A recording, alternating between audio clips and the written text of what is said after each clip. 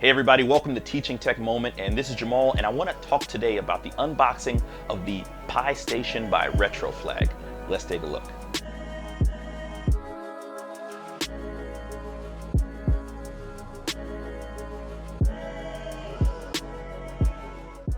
Now this is Teaching Tech Moment, so I want to get into a little bit of the history of what we're talking about. Today in particular is PlayStation. If you can't already realize, I'm kind of a PlayStation fan, okay?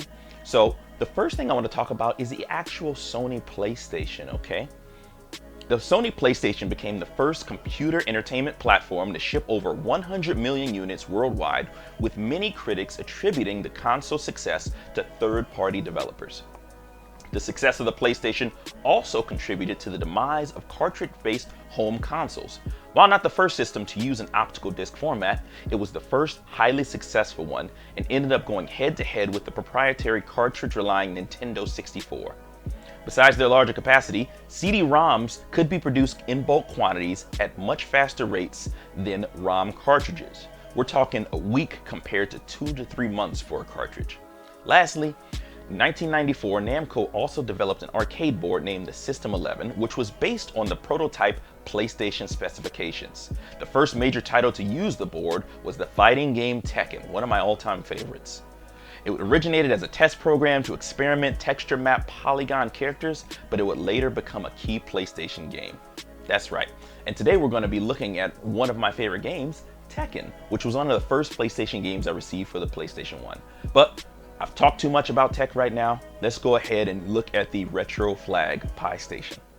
All right, guys, let's just jump right into it, okay? We've got the PiStation case right here, compatible with the Raspberry Pi 4, which I have right here. Can't wait to put that bad boy in. Now, this is the 4 gig model here. There's an 8 gig that's a little bit more expensive, but this is the only 4 I have in possession. Right now, unfortunately, we're at a shortage, so I'll be really surprised if you find one that you're able to get at a reasonable price, but that's another story for another video. Now, the case here comes with an LCD screen. Now, Retroflag offers 2 different versions of the PiStation case, one with the screen and one without. I got the one without, and I'm pretty excited. Now, that screen is 4x3, 4.3, 800 by 480 pixel LCD screen and a stereo speaker. And it has a couple of features that I think are pretty neat, but let's just go ahead and open it up. Okay, all right. Let's see. What's over here? Oh, I'm not feeling anything here. I know they put something in here though. Oh, what's this? All right. So it comes with a little mini screwdriver. Look at that. Got some screws in there for the case. All right, good. Just add this to my pile of hundreds of mini screwdrivers that come with these little guys. It's okay. And let's just go ahead and open her up. Now, they have a lot of cases on the Retroflag website. I have the Game Boy case. I think it's the version 1. And they have a Sega Genesis case that I really want, that I'm hoping to get soon. This was gifted to me for Christmas, and I'm very thankful. My lovely wife, and actually a good friend Jeremy, check out his video. He actually gave me one too. So I had 2 of them, but we took one back. I don't need to. Do I want to? Yes, all the time. I want 2 of everything. It has the Retroflag symbol in there. Awesome. This is on the screen. Okay. So I'm gonna lift that up. Oh, look at this. Lovely screen. Lovely. Oh, it's a little loose back there. That's okay. It has the open button. Wham. Flies right open. That's hot. And look, it's got a little cubby hole for your micro SD cards. I like that. Now, it said it has a speaker. I wonder if this guy right here. We're going to open it up and take a look when I put my Raspberry Pi in there. But that's cool. Power button and reset button, probably for its own board in there. I don't know if you'll have to do anything special, but I hope those are easy to set up. I don't think I've had a case with those built in. Now, there are buttons at the top here. I don't know if you can see them. To the left, there are volume buttons. To the right, there's brightness, which is pretty awesome that they offer that. In the middle, I think you can change the aspect ratio here from 16:9 to 4:3, which is pretty cool. To the front, we have 2 USB ports in case you want to add 2 2.4 gigahertz controllers that are relatively cheap. You can get on eBay for like $15. I have one. I also have Bluetooth, but I think I'm going to use the 2.4 gigahertz dongle one. Easy. Let's take a look at the back here. I'm trying to be careful. It looks like it's a little loose. The 2 screws must hold the screen on there.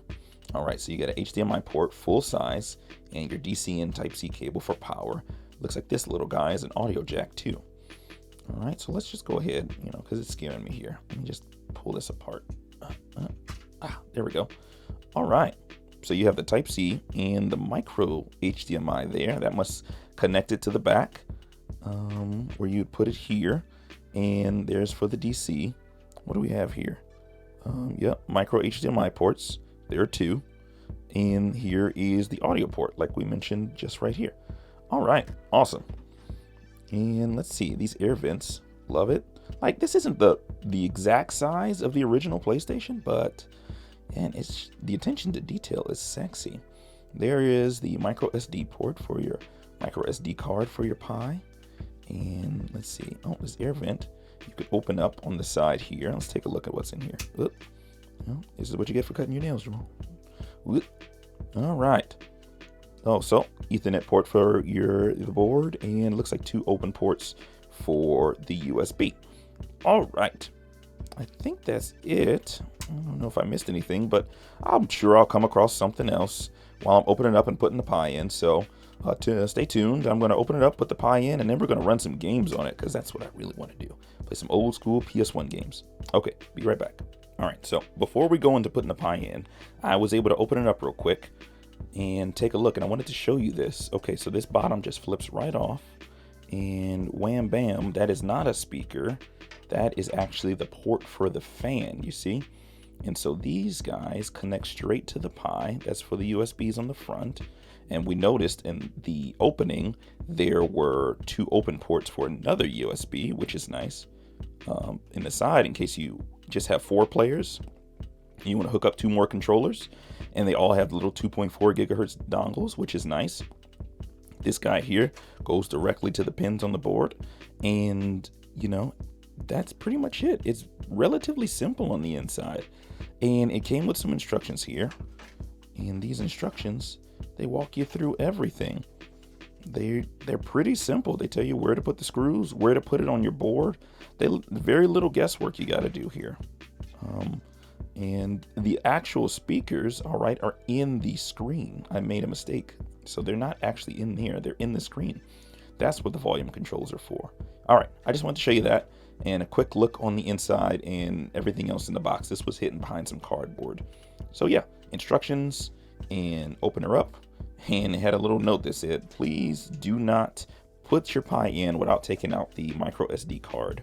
I guess they've seen people bend that and they don't want it to happen again. All right, so I have the Pi in there, and it was incredibly simple. Okay, so in the instructions, there's something you have to do before you actually turn it on, and it's about the safe shutdown script. And all it is a special script you have to download onto your micro SD card so you can utilize the buttons on the front. But we'll look at that a little later. I want to show you just how easy it is to throw this Pi in here. Okay, so here's it right now. Just the 1 cable for the USBs here, and then it sits down simply in there. And you see on this side, for all the other functions on the pins, it simply just clicks in at the very edge.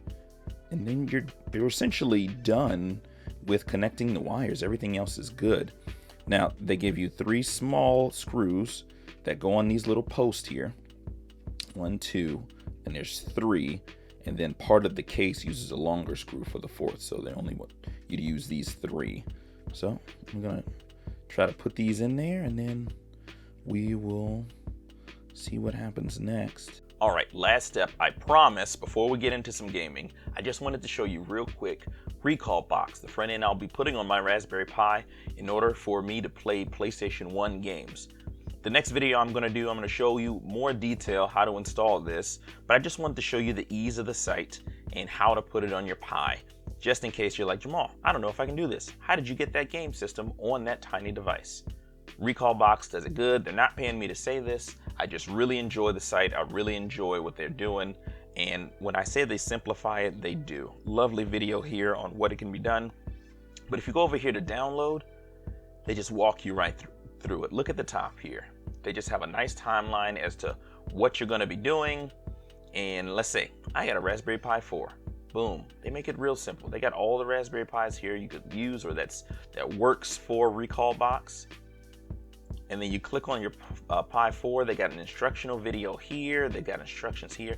They hold your hand through the entire way. And it doesn't matter what you have, Windows, Linux, or Mac, you will be set.